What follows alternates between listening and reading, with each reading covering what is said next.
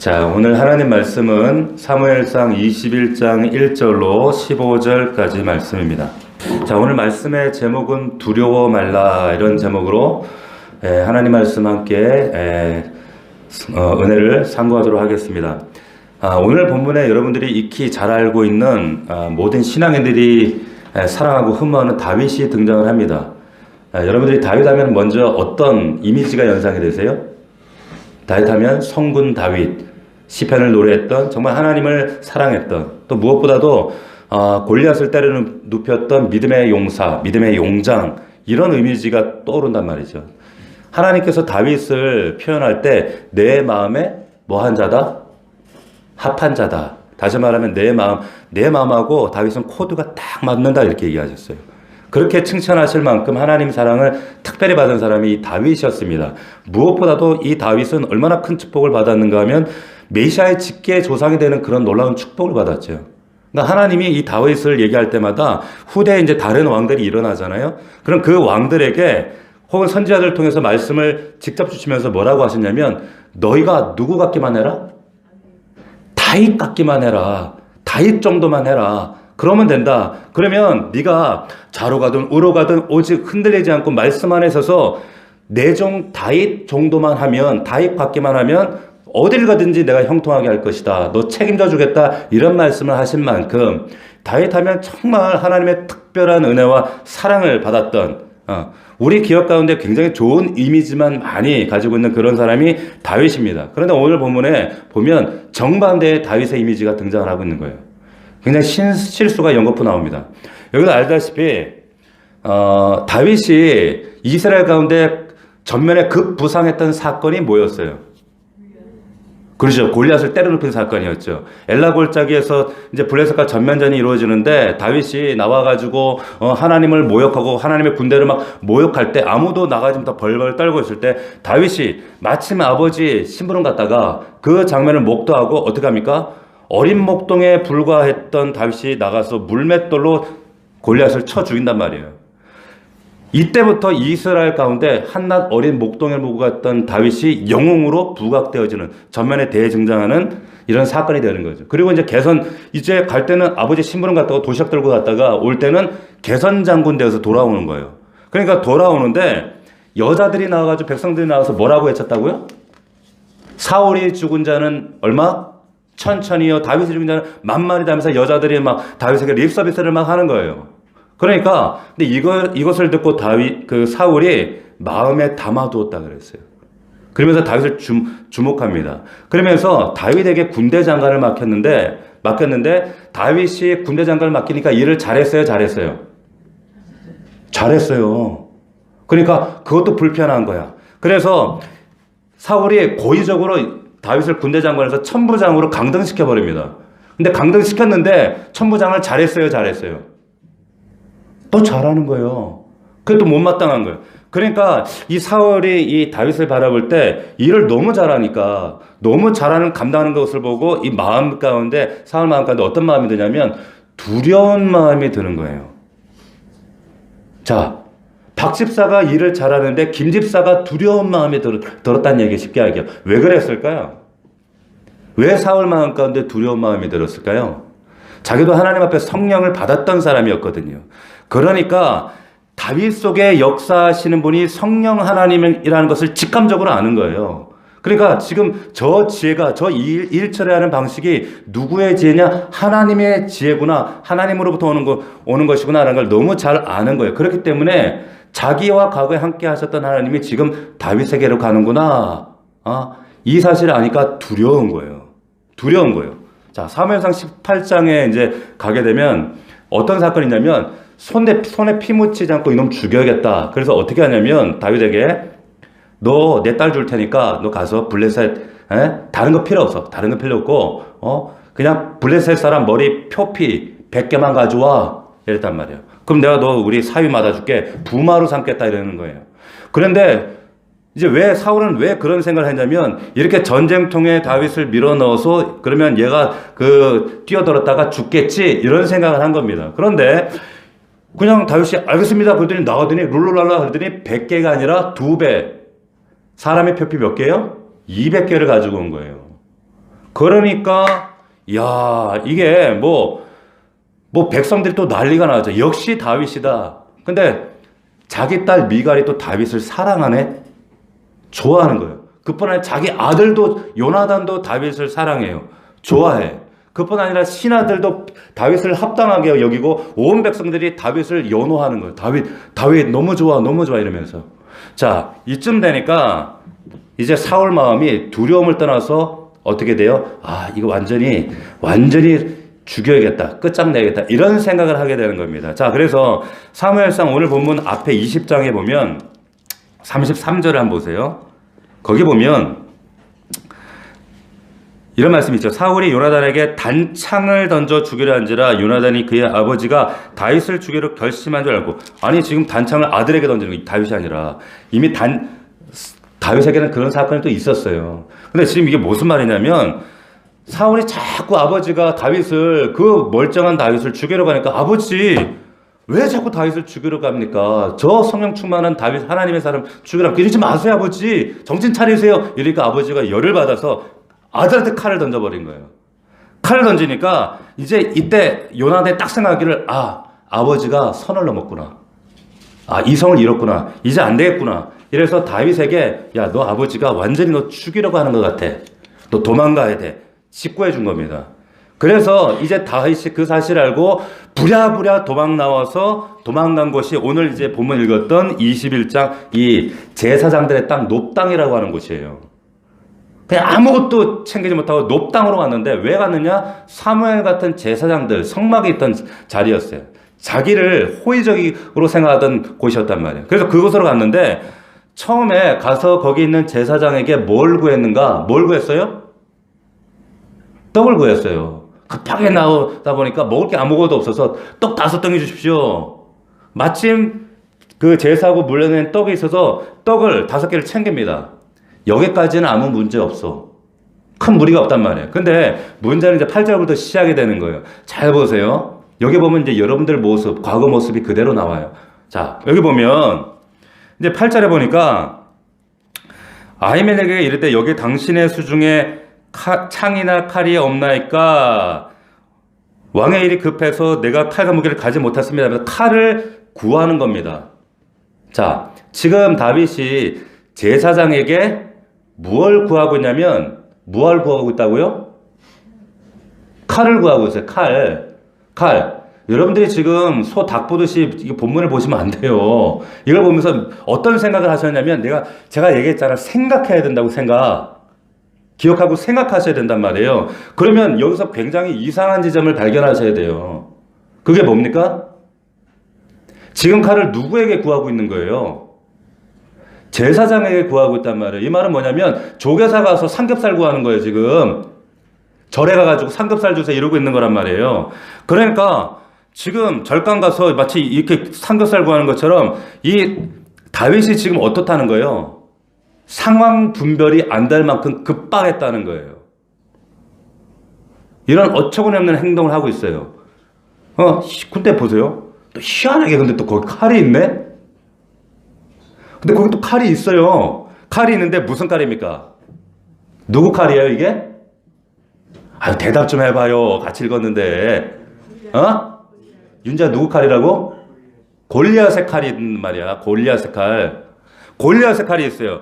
자, 그러니까 아히멜렉이 뭐라 하면 아니 여기에 칼이 있을 리가 만무하지 않습니까? 여기는 무기는 없고 근데 옛날 다윗 당신이 엘라 골짜기에서 죽였던 그 골리앗의 칼이 여기 있습니다. 그거라도 가지려면 가지시오. 이렇게 하는 거예요. 그러니까 다윗의 반응이 9절에 뭐라고 합니까? 아주 발색을 하면서 기쁘게 받아요. 그거라도 주십시오. 덥석 받아요. 덥석 받는단 말이에요. 여러분 잘 보세요. 잘 보십시오. 여러분들이 여기서 깨달아야 하는 지점이 있는데 그 지점이 뭐냐면 여러분 여기 골리앗 칼이 여기 왜 있을까요? 예? 왜 여기 있을까요? 놋땅에 성막에 골리앗 칼이 여기 왜 있냐면 다윗이 엘라 골짜기에서 골리앗을 때려 눕힐 때 그때 골리앗의 칼을 전리품으로 취하지 않았어요. 자기가 가지지 않아서 취하지 않았어요. 왜? 어떻게 하냐면 그것을 골리앗의 칼을 하나님 앞에 드렸던 것 같아요. 왜냐하면 그 엘라 골짜기의 승리는 누구의 승리니까? 하나님의 승리니까. 자기의 승리가 아니라, 자기가 죽인 게 아니라 하나님의 승리니까, 하나님으로부터 온 거니까 나의 칼과 창과 힘으로 이긴 것이 아니라 여호와의 힘으로 이긴 것이기 때문에 그 무기 힘의 상징이었던 골리앗 칼을 하나님 앞에 올려드린 거예요. 드렸단 말이에요. 바쳤으니까 그러니까 지금 성막에 있는 거 아니에요. 그러면 보세요. 다윗이 그것을 돌려받았어요. 칼을. 딱 돌려받았는데 내 눈앞에 그때 골짜기 하나님께 올려드렸던 그 골리앗의 칼을 지금 받았단 말이에요. 지금 칼을 딱 받았단 말이에요. 그러면 어떤 생각이 들어야 돼요? 여러분 한번 생각해 보세요. 우리 윤재승 집사님, 오늘 정혜중 집사님이 지금 시골 가서 대신 윤 집사님이 지금 다윗 입장이라고 생각해 보시란 말이에요. 그렇게 눈앞에 자기가 하나님께 바쳤던 골리앗 칼을 내가 딱 받았단 말이에요, 지금. 그러면 우리 윤재승 집사님은 대번에 어떤 생각이 번뜩 드시겠어요? 칼로 그냥 사울하고 싸우고 싶은 생각일 것 같은데. 싸우고 싶은 생각이 들어요?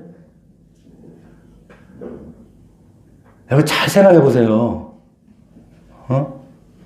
보세요. 지금 다윗이 쫓기고 있단 말이에요. 두려워, 급해, 급박하고 상황 분별도 안 되는 상황.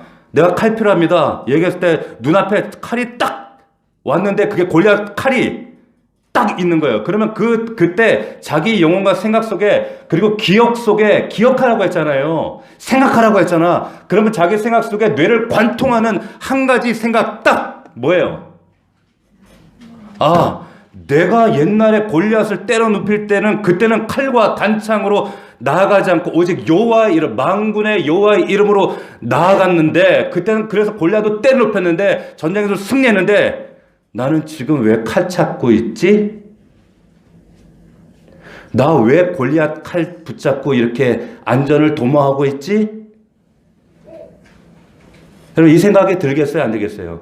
들어야 되는 거예요.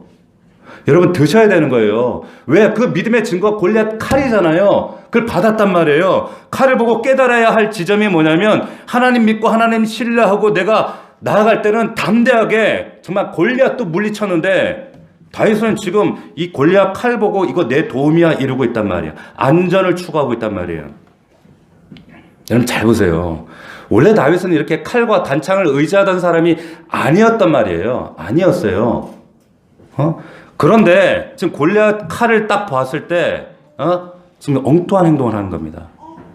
여러분 골리앗을 처음 만났을 때 다윗이 어떻게 했으면 나아가니까 사울이 말렸어요. 야, 쟤는 어릴 때부터 지금 용사였지만 너는 어린 목동에 불과한데 너 나가면 죽어. 나가지 마. 이랬단 말이에요. 그런데 다윗이 그때 뭐라 그랬어요? 내가 양치기고 우리 아버지 양을 치는 목동에 불과하지만 내가 아버지 양 돌볼 때 사자와 곰도 여호와 이름으로 물리쳤은즉 내가 저놈의 새끼 내가 잡아 죽이겠습니다. 하고 나갔던 다윗이었어요. 저 골리앗 따위는 감히 하나님 이름 앞에 아무것도 아닙니다 했던 그런 다윗이었단 말이에요. 믿음 하나면 하나님 은혜 하나면 충만했던 다윗인데 지금 뭘 구하고 있냐면 칼을 구하고 있단 말이에요. 칼을. 얘들아 잘 들어라. 우리 청소년부 얘들아, 너희들이 하나님 구하지 않고 엉뚱한 것 구하면 다윗처럼 이런 엉뚱한 짓만 계속 반복하다가 고생한다. 잘 들어야 돼. 봐. 자, 지금 이게 뭔가 다윗이 뭔가 지금 잘못되어 있구나라는 것을 우리가 딱 발견하셔야 된단 말이에요. 다윗의 오류, 신앙적 오류. 근데 이것이 여러분 보세요. 우리 성도들이 이런 오류들을 할 때가 참 많이 있어요. 눈 떠요.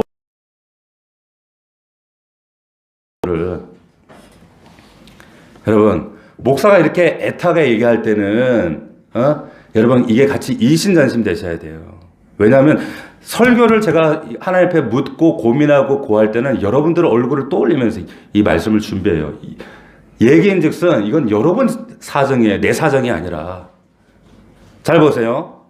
지금 다윗이 뭔가 잘못되어 있어. 그런데 더 이 잘못된 오류가 어떤 오류를 만들어내는가 보세요. 10절에 오늘 10절 말씀 보면 같이 한번 읽어봅시다. 10절 21장 10절 사무엘상 21장 10절 시작.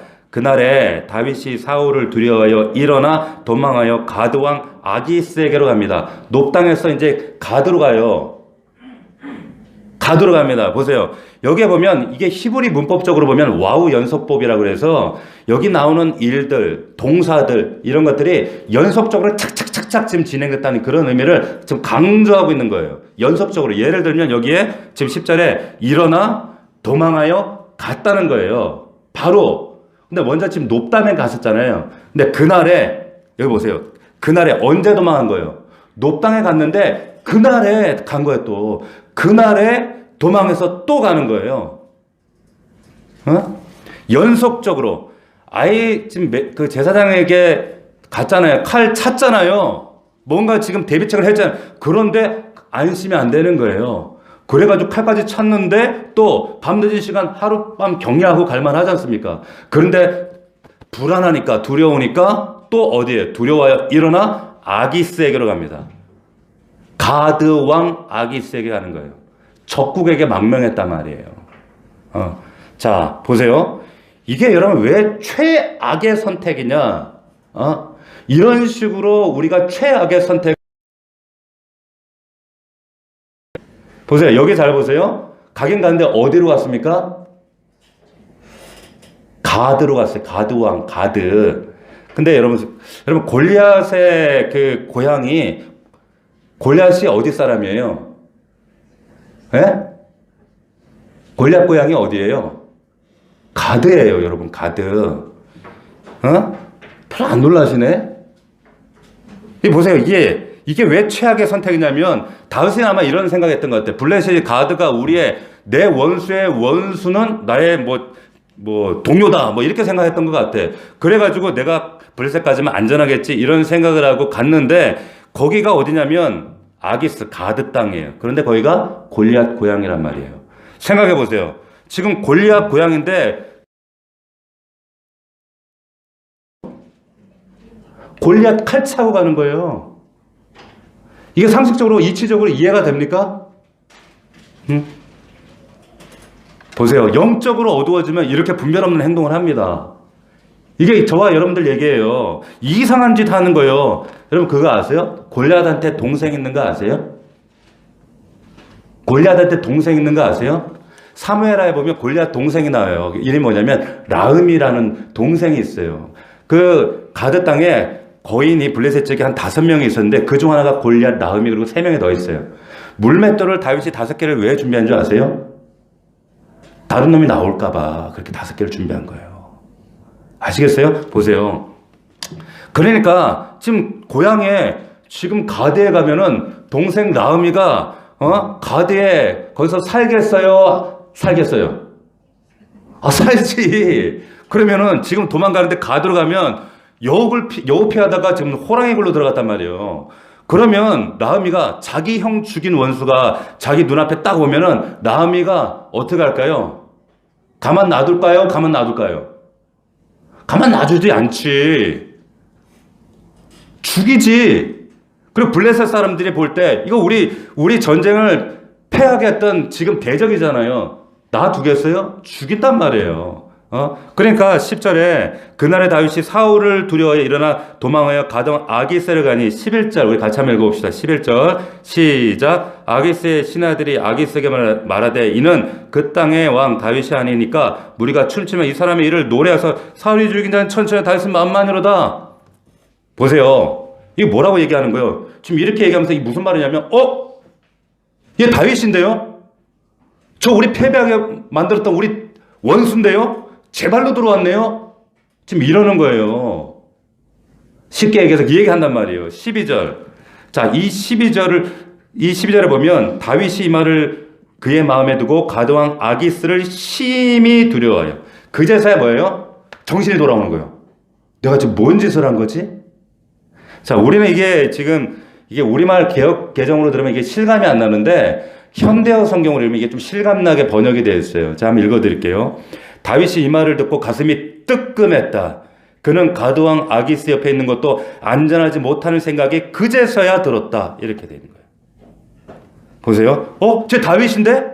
이렇게 얘기하는 순간 정신이 번뜩 들었다는 거예요. 내가 지금 무슨 짓을 하고 있는 거지? 내가 죽인 골리앗의 칼을 차고 그것도 그 골리앗의 고향에 들어가서 살겠다고 원수들이 가득한 이곳에 와서 나 살겠다고 내 발로 호랑이 굴에 찾아 들어갔어? 내가 무슨 짓을 한 거지? 응? 이때 비로소 자기 어리석음을 깨닫는 거예요. 여러분 이게 다윗만 이럴까요? 그렇지 않습니다. 우리 성도들이 영적으로 어두워질 때 이런 분별 없는 행동하는 것들을 너무 많이 봐요. 신방하고 어떤 분은 심지어 기도해주면서 꿈으로도 설명을 하고 이런 분도 있어요. 그리고 또 말씀으로도 권면하고 또 달래고 혼내고 그래도 어두워지면 다윗처럼 계속 들어가요. 아기산 때까지. 보십시오.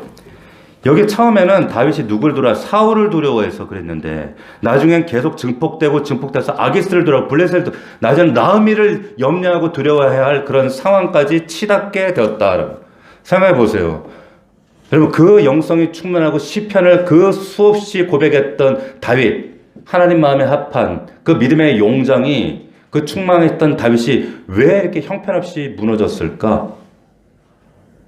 왜 이렇게 나락으로 떨어졌을까요? 사자나 곰도 믿음으로 때려 눕히고 어떤 환련과 어떤 공고가 찾아와 또 잘 이겨냈던 다윗, 찬양으로 이었던 다윗이었는데 왜 이 상황에서 이기지 못하고 이렇게 무너졌을까요? 왜 이런 상황까지 떨어졌을까? 여러분 그걸 지금 찾아야 될 거 아니에요. 여러 가지 원인들이 있겠지만 원인을 먼저 여러분들 성경이 지금 이 말씀을 하고 있는 이유는 성경이 적시하고 있는 이유는 너희도 똑같다는 거예요. 성도 너희들도 똑같다. 응? 너희들도 그럴 수 있다. 무슨 말이냐? 인간은 이만큼 연약하다는 거예요. 나는 연약하다는 거. 그거 알라는 거예요. 여러분 오해하지 마세요. 믿음의 사람 다윗이 아니에요. 이런 다윗을 하나님이 만들어 이런 성군 다윗으로 하나님 마음에 합당한 사람으로 만들어서 성경은 그 얘기하는 거지 태어나자마자 다윗은 이렇게 믿음이 좋아서 얘는 원래 이런 애야 이거 얘기하는 게 아니란 말이에요. 보십시오. 인간은 한계가 있다. 굳건해 보이는 이런 사람도 보세요. 여러분 계속 연단과 고난과 시험과 여러분 그리고 이런 환난, 고난 이게 계속 겹치면 사람이 어떻게 됩니까? 감당할 수 없는 자기 믿음의 한계를 넘어서는 이런 것들이 겹치게 되면 사람이 꺾여져 버려요. 휘어져 버립니다. 이게 인간의 한계란 말이에요.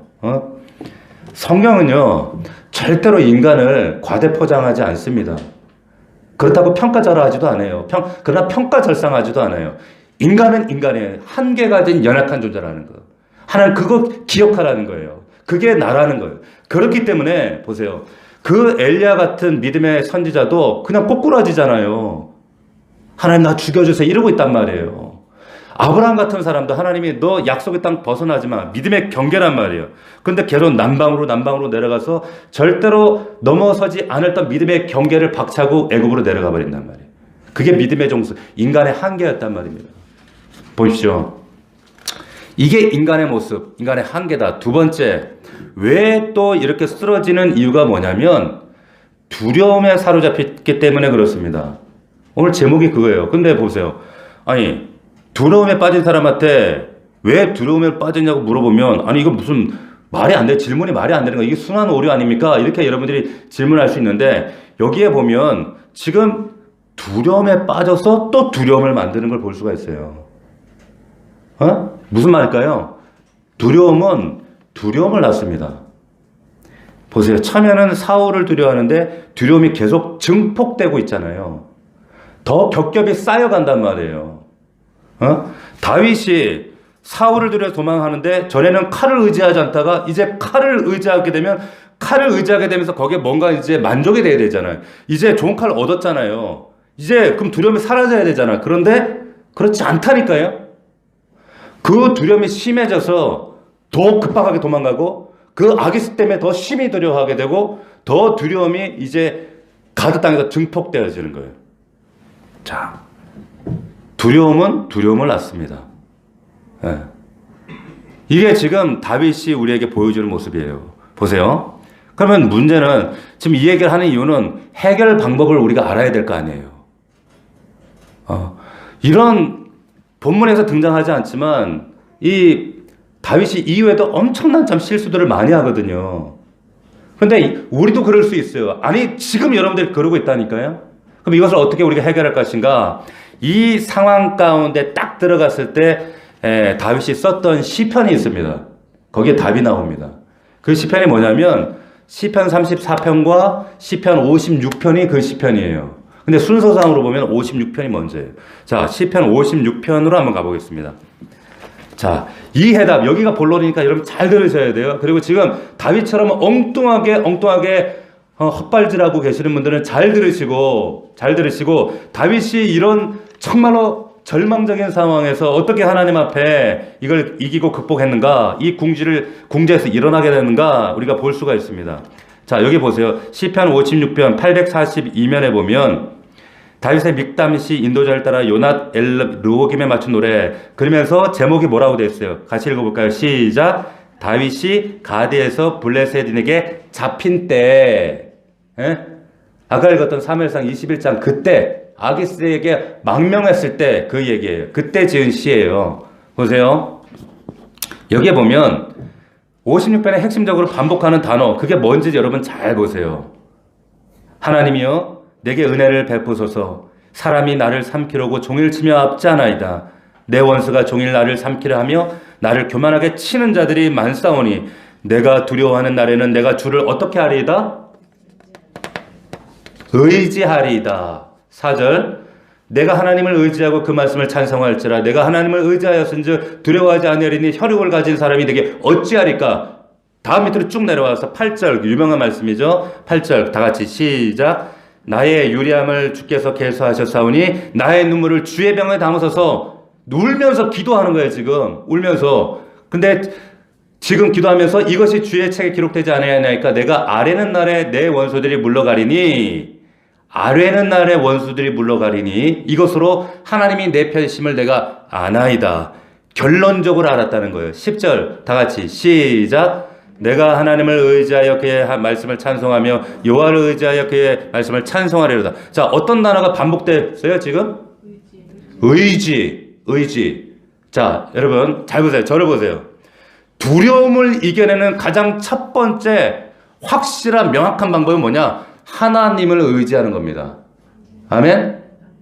이걸 여러분 당연하게 들으시면 안 돼요. 아니 목사님 맨날 듣는 건데 당연히 의지하죠. 아니 목사님 또 쌀 갖고 또 밥 짓는 얘기 하시네.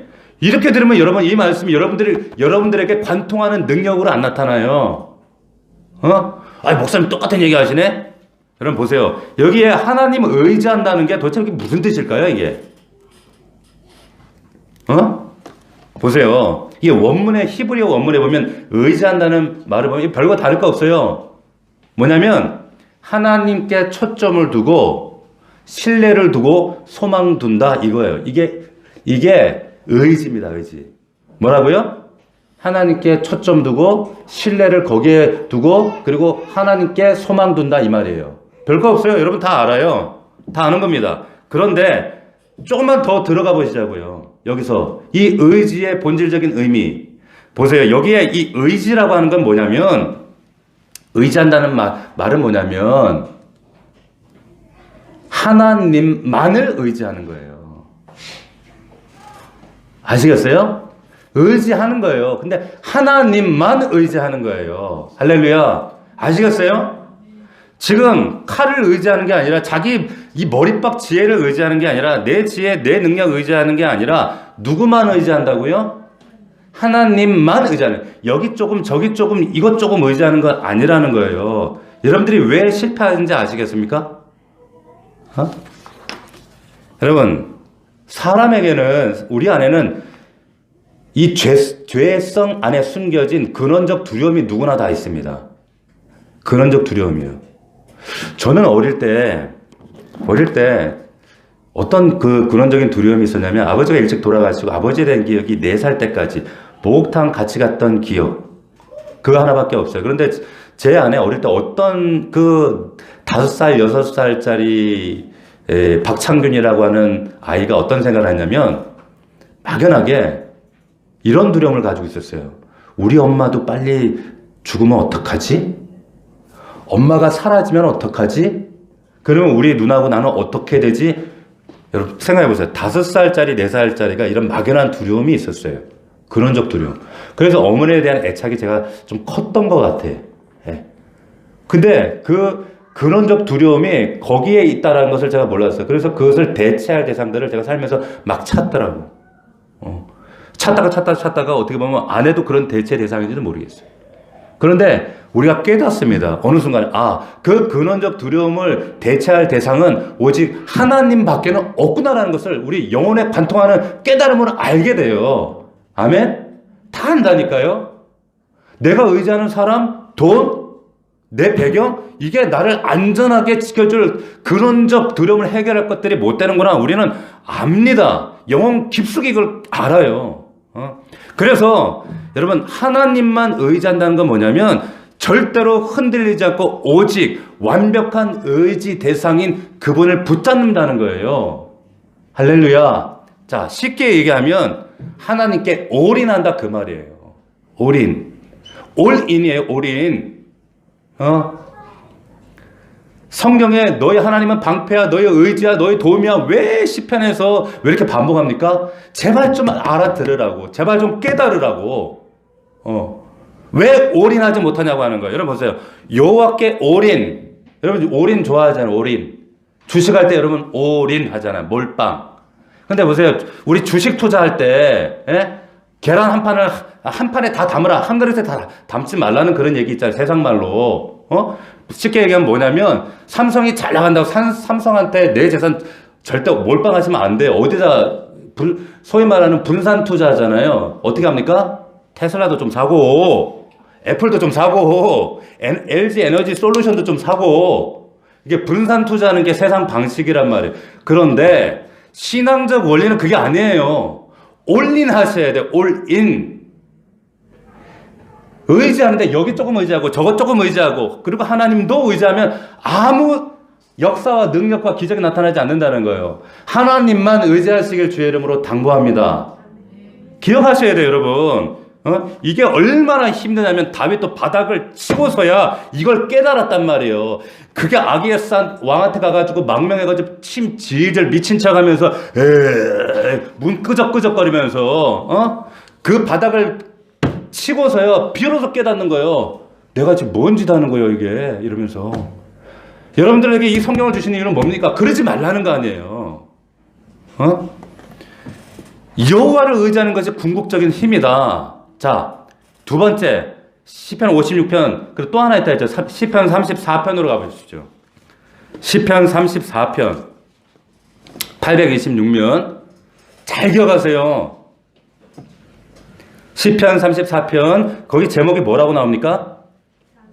다윗이 아비멜렉 아기스 앞에서 미친 채 하다가 쫓겨나서 지은 시예요. 오늘 본문의 말씀이란 말이에요. 그때 깨닫고 하나님의 결단하고 지은 시란 말이에요. 보세요. 여기에 지금 미친 채 하다 쫓겨나서 지은 시다. 여러분들이 만약에 이 다윗이라면 여러분 어떻게 하시겠어요? 보세요. 지금 사울을 피해 높당 갔다가 지금 아기스 지금 원수의 적진까지 들어갔는데 여러분 저 같으면 이런 생각할 것 같아요. 와, 나 이러다 죽겠다. 나 이러다 끝나겠다. 그러니까 다윗이 지금 여기에 보면 다윗이 즉흥적으로 메소드 연기를 하는데 어떤 연기를 한 거예요? 미친놈 연기를 한 거예요. 이러면서 침 질질 흘리고 헛소리하면서 문에서 여기에 문짝에 그적거리면 되는데 이게 무슨 말이냐면 문짝에서 침을 흘리면서 하면서 막 이렇게 글씨를 썼다는 거예요. 그러니까 그걸 보면서 침 질리고 막 있으니까 아기스가 사무엘상에 여기 15절에 뭐라고 했어? 너 왜 미친놈을 얘 여기 갖다 놨어? 이거 완전히 돌았잖아. 쫓아내! 이러잖아요. 보세요. 여러분들도 이렇게 생각하더라고. 야, 다윗이 얼마나 메소드 연기를 잘했으면 깜빡 속았네. 역시 다윗이. 이렇게 생각하시면 안 된다는 거예요. 뭡니까? 이거 뭘 보여주는 거예요? 하나님이 다윗을 지키신 거예요. 지금 다윗이 연기를 잘해서가 아니라 그 발연기가 통하도록 저들의 눈을 싹 가려버리시는 거예요. 할렐루야. 눈을 가려주신단 말이에요. 그래서 탈출해서 나왔단 말이에요. 보세요. 만약에 이 다윗, 제가 만약에 다윗이라면, 여러분들이 다윗이라면 여러분들 그 다윗 마음, 여러분들 마음 어떻게 했어요? 미친 체 하면서 이러고 하면서 살려고 그럴 때, 윤재야, 너 같으면 마음은 어떻게 했니? 곰곰이 앉아서 생각해보면. 장호야, 너 같으면 어떻게 하겠어? 아, 내가 이 미친 채까지 해야 되나? 아, 도대체 내가 이 짓까지 해야 되나? 내 인생이 도대체 뭐냐? 내가 도대체 뭐 하는 짓이냐, 이게? 어? 하나님, 도대체 내가 언제까지 일해야 됩니까? 이게 뭐 하는 짓입니까? 왜 이렇게 밑바닥까지 떨어져야 됩니까? 내가 왜 미친 척 해야 됩니까? 여러분, 그러지 않겠어요? 근데 보세요. 여러분, 34편에 다윗이 미친 채 하다 쫓겨나는 시 첫 구절 1절 2절이 뭐라고 되어 있습니까? 같이 읽어봅시다. 시작. 내가 여호와를 항상 송축하며 내 입술로 항상 주를 찬양하리이다. 내 영혼이 여호와를 자랑하리니 곤고한 자들이 이를 듣고 기뻐하리다. 이거 맥락이 맞아요, 이게? 예? 여러분 또 이것도 이렇게 생각하시면 안 돼요. 여러분 또 이거 이렇게 생각한다고 또 지금 미친 차고 막 그래도 혼자 와가지고 속상해. 내가 이 짓까지 해야 돼. 속당해. 그래도 아니야. 그래도 찬양해야지. 할렐루야, 내 영혼아 찬양하자. 이거 아니라고요, 여러분. 이거 아시겠어요? 이거 정신 승리하는 얘기가 아니란 말입니다. 이 얘기가 다윗이 여기 기쁘게 찬양한다. 이거는 결과예요.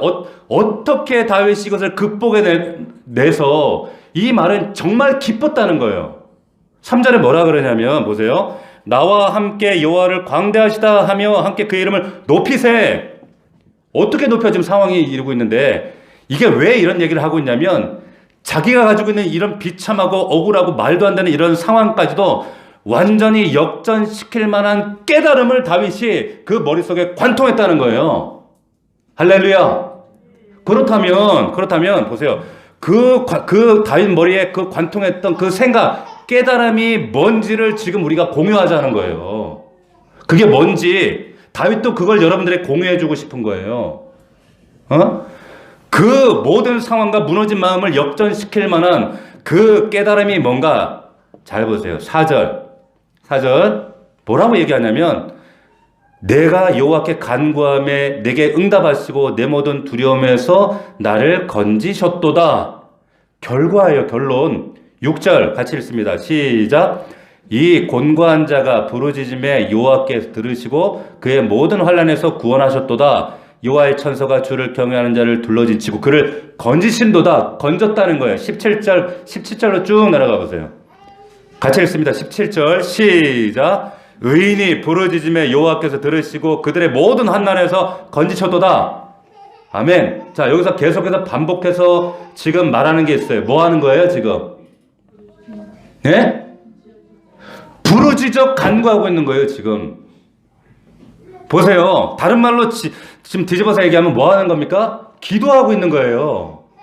기도하고 있다니까요. 또 목사님 또 쌀로 밥 짓는 얘기 하시는데 그런 생각 하시면 안 된다니까요. 보세요. 여호와를 의지하고 여호와도 의지가 아니라 여호와만 의지하는 그 의지하는 사람에게 올인하는 사람에게만 나타나는 행동 양식이 자연스럽게 수반되는 게 있다. 그게 뭐냐? 부르짖어 기도하는 것이다 라고 얘기하는 거예요. 그래서 다윗이 그 위기를 나왔단 말이에요. 여러분, 하나님 바라보고 하나님만 의지하고 하나님을 향해서 내가 어떤 행동을 취하게 되어 있냐면 그러면 부르짖어 기도하게 돼 있어요. 보세요. 여러분들이 기도하면 주님, 우리 윤재, 장호야 잘 들어라. 니네 올해 중요하니까 우리 은서도 너희들 그지? 하나님 올해 고3이에요. 들어주세요. 아시죠? 뭐 들어주시면 감사하고 안 되면 할 수 없고요. 뭐 제 팔자지요. 뭐 이래가지고 안 된다는 거야. 여러분들 기도할 때 주님 들어주시면 좋고요. 뭐 안 되면 아유 벼룩도 낯짝이 있죠. 뭐 이래가지고 안 된다는 거예요. 보세요. 지금 이때 다윗이 드렸던 기도는 어떤 기도였을까요? 이때 야곱의 기도가 나가는 거예요. 할렐루야. 야곱이 어떤 기도 했어요? 주님, 하나님, 나를 축복해 주시지 않으면, 나를 구원해 주시지 않으면, 나를 살려 주시지 않으면 오늘 못 떠나십니다. 당신 못 가십니다. 하나님 붙드는 거예요. 할렐루야. 여호와만 올인하는 사람에게서 이런 야곱의 기도가 나오는 거예요. 되면 좋고요, 안 되면 안 좋고요. 안 되면 뭐 기도 천천히 하지요. 보세요. 다윗은 지금 하나님 여기서 건져주시지 않으면 어디도 갈 데 없습니다. 나 힘도 없습니다. 칼도 없습니다. 단창도 없습니다. 오직 주님밖에 없습니다. 라고 고백하는 거예요. 그렇게 부르짖었다는 거예요. 그럴 때 시편 33편에서는 그랬더니 하나님이 다윗을 역전시켜 주셨다라고 막 고백하고 있는 게 34편의 고백이라는 거예요. 할렐루야. 할렐루야. 아멘 하셔야 돼요. 보세요. 이게 역전의 시작인 줄로 믿습니다. 기도는 상황과 환경과 우리 마음과 찔러 쪼개는 바꿔내는 그런 역사가 있는 줄로 믿어요. 믿으셔야 돼요. 여러분, 세 번째 중요한 원리 39절 보세요. 9절 같이 읽습니다. 시작. 너희 성도들아 여호와를 경외하라. 그를 경외한 자에게 부족함이 없다. 부족함이 없어.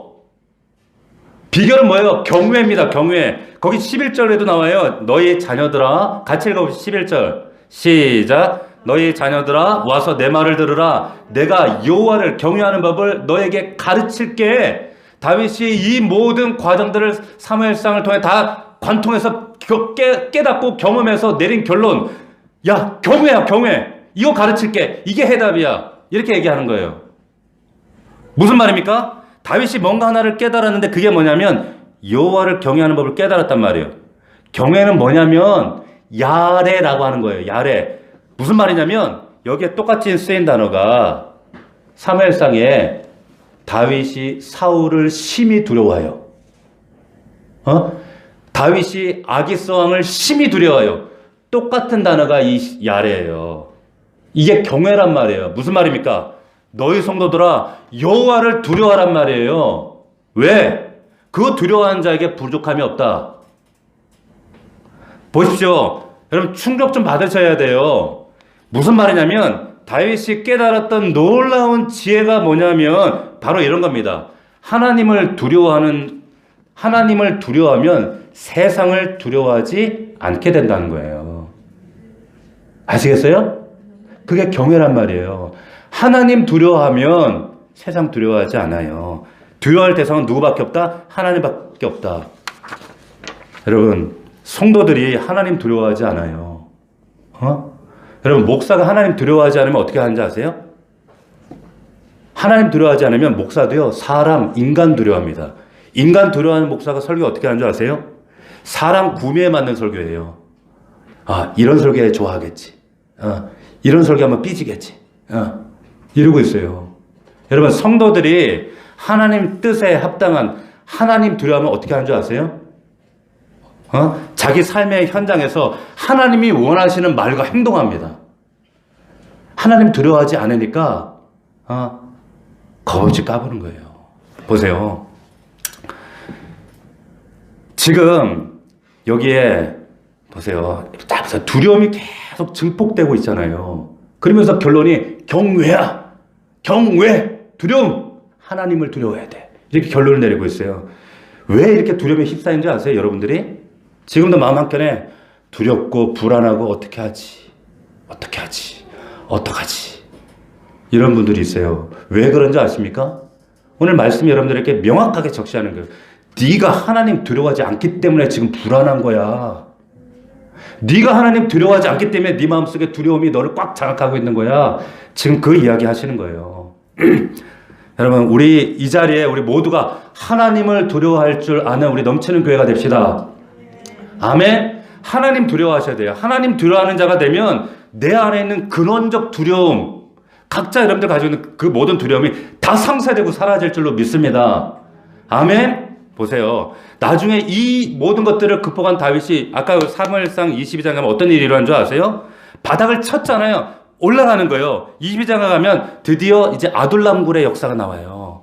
이제 아둘람굴을 갔더니 거기 아둘람굴에 어떤 사람들이 모입니까? 막 마음 상한 자, 핍박당한 자, 고통당한 자 막 400명들이 몰려와가지고 다윗하고 함께 하겠다는 거예요. 뭘 보여주는 걸까요? 절망 가운데, 고난 가운데, 두려움 가운데 또 그 중폭된 두려움 가운데 빠져 살다가 이것이 환원되어서 기쁨과 소망과 하나님으로 바뀌어진 사람은 나의 회복으로 끝나지 않는다는 거예요. 여러분들의 회복을 통해서 여러분들의 가정과 일터와 교회와 이 나라 이민족이 된다는 말씀을 아둘람 사건을 통해 말씀해 주고 계시는 거예요. 할렐루야. 이 약속을 하고 계시는 겁니다. 여러분 생각해 볼 때 보세요. 얼마나 지금 전쟁과 기근과 또 이 코로나 또 나오지 않을까? 어떤 학자가 그 학자가 누구냐면 여러분 이 신디 사이즈 이름이 커주아이래요. 커주아이. 이거 사람 이름인가 아세요? 이 사람이 구글의 이 기술 이사입니다. 이 사람이 어떤 예언인 줄 아세요? 어떤 영적 예언한 것이 아니라 이 사람이 얘기한 것들은 안 맞은 게 없어요. 2040년도에 전 지구적인 큰 위기 온다는 거예요. 전쟁, 기근, 질병. 이 사람이 커주아이. 그래서 이런 얘기, 도처의 전쟁과 내년 금리가 오르고 경제가 오르고 회사가 지금 기울어져가 이런 얘기를 들을 때마다 깝깝하고 두렵고 막막하고 지금 눈앞에 우리 자녀들에겐 대학이 가장 큰 두려움의 벽처럼 보이지만 이후의 취업과 이후의 삶들 얼마나 두려움의 겹겹의 벽입니까? 그런 적 두려움을 해결할 수 있습니까? 그 모든 것을 해결하는 것은 오직 하나님만이에요. 하나님만 의지하는 것. 그 하나님을 두려워하는 겁니다. 아멘. 아무것도 염려하지 말고 오직 모든 일에 기도와 간구로 너희 구할 것을 감사함으로 하나님께 구하라. 그럼 평강의 하나님이 너희 마음과 생각을 지켜주신다. 믿습니까? 그 하나님만 의지하시라는 거예요. 여기 조금 이러지 마시라는 거예요. 다윗이 자신의 인생 돌아보면서 하나님만 나의 구원이요 나의 산성이시오 나의 방패이시오 내 힘이시오 능력이시오 이런 고백을 했던 이유 삶의 결론이었고 삶의 간증이었다는 거예요. 여러분 이것이 여러분들에게 정말 진정한 평강이요 능력이요 고백이 될 수 있기를 주의 이름으로 당부하고 축복합니다. 축원합니다. 아멘. 자, 기도하겠습니다. 자, 이 시간 기도하실 때 여러분 오늘 말씀 잘 기억하세요. 혹 내 안에 이런 근원적 두려움이나 환경과 사람과 무엇 때문에 두려움이 있습니까? 왜 두려울까요? 왜 불안할까요? 입시 때문에 두렵습니까? 경제적인 것 때문에 두렵습니까? 그 불안이 어디에서 왔다고요? 네가 하나님 두려워하지 않기 때문이야. 네가 하나님만 붙잡지 않기 때문이야. 하나님도 의지하기 때문이야. 아니야. 하나님은 하나님만 의지해야 돼. 다윗이 바닥을 치고서야 이것을 그제서야 깨달았어요. 여러분들은 절대 그제서야 깨달으시면 안 된단 말이에요. 여러분 이 담임 목사의 이 간절한 심정을 여러분들이 깨달으셨으면 좋겠어요. 제 이 간절한 당부보다 하나님은 더 간절하게 여러분들에게 지금 권면하시는 거예요. 하나님 여러분들 사랑하십니다. 여러분들을 다윗처럼 내 마음에 합당한 자로 정말 메시아의 직계가 이어질 만큼 여러분들을 축복하기를 원하십니다. 하나님 그 하나님 앞에 오늘 말씀 붙들고 하나님 두려워 말라 두려워하지 않고 오직 하나님만 온전히 신뢰하는 우리가 되게 하여 주시옵소서. 우리 가정 되게 하옵소서. 우리 간절한 마음으로 말씀 붙잡고 기도하겠습니다. 살아계신 하나님 아버지 고맙습니다. 아버지 하나님 오늘도 우리에게 허락하신 이 말씀 아버지 하나님 이 말씀 붙들고 우리의 영혼을 관통하는 정말 내 삶에 하나님 적시하시는 이 하나님 말씀을 통하여서 다시 한번 새롭게 변화되어지는 우리 귀한 성도들이 되어질 수 있도록 아버지 축복하여 주시옵소서.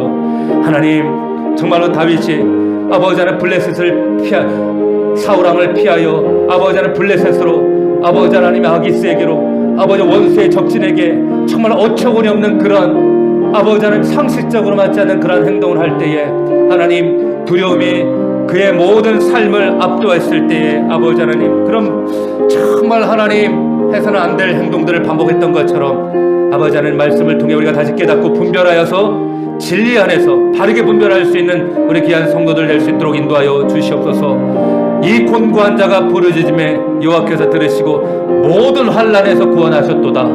아버지 하나님 이 말씀을 온전히 깨닫고 너희 자녀들아 내 말을 들으라. 내가 여호와를 경외하는 법을 너에게 가르치 하나님을 두려워하는 자들 될 수 있도록 하나님께 온전히 마음을 집중할 수 있는 자들 될 수 있도록 올인하는 자들 되어지도록 아버지 은혜를 더하여 주시옵소서. 아버지 축복하여 주옵소서. 우리 성도들 삶의 곤고한 눈물과 아버지 고단함들 아시는 하나님 저들을 붙들어 주시옵소서. 저들의 어그러진 무릎을 일으켜 세워주시옵시고 말씀 안에 성령 안에 일으켜 세워주시옵소서. 우리 사랑하는 아들 자녀들 믿음 안에 하나님을 인격적으로 누리게 하여 주시옵소서. 특별히 입시를 앞두고 있는 우리 사랑하는 아들 딸들 아버지 고단하고 힘들고 아버지 두렵지 않도록 오직 하나님만 경외할 수 있는 우리 아들 자녀들 딸들 될 수 있도록 하나님 인도하여 주시옵소서. 아버지 역사하여 주시옵소서.